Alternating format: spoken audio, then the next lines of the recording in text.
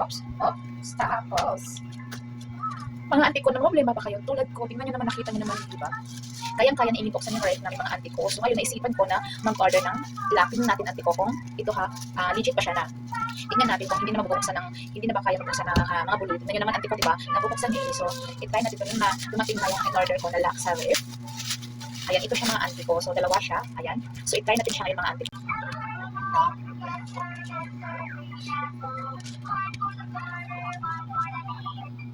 So, ayan mga auntie ko, hindi na kayang buksan ni Ellie yung ref namin. So, ito yung binili ko mga auntie ko.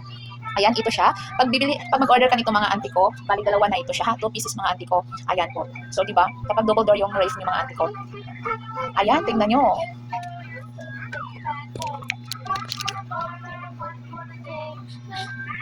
Oh, so, ayan na. Hindi na kayang buksan ni Ellie yung ref namin mga auntie ko. So, di ba? Legit siya mga auntie ko. So, ayan, di ba? Tingnan nyo mga auntie ko. Hindi po siya basta-basta mabuksan ng mga chikiting natin. Ayan. O, ayan. Nagpindot-pindot pa sa ili mga auntie. So, ayan ngayon, safe na yung ano natin, na tayo mag-worry kung may mga maliit yung mga ganito. Tulad ng mga makulit na bata. O, ayan. O, di ba? Nahihirapan na siya mga auntie ko magbuksan yung ref namin. So, ayan, legit siya mga auntie ko. Ha? Sobrang dikit niya. Ayan, dito siya mga auntie. Wait lang, bibihan. Ito yung mga auntie ko. Ayan, dikit pa siya. Ganito po mga auntie ko. Ganito siya. Ha? Pag gusto mo siya buksan auntie ko, ipindot lang natin ito. Tapos, mabubukas na po siya. So, pag i-close mo, ganyan na po. Ayan ha. Ayan, o diba? Dalawa yan mga auntie ko ha. Dalawa bali yan ha.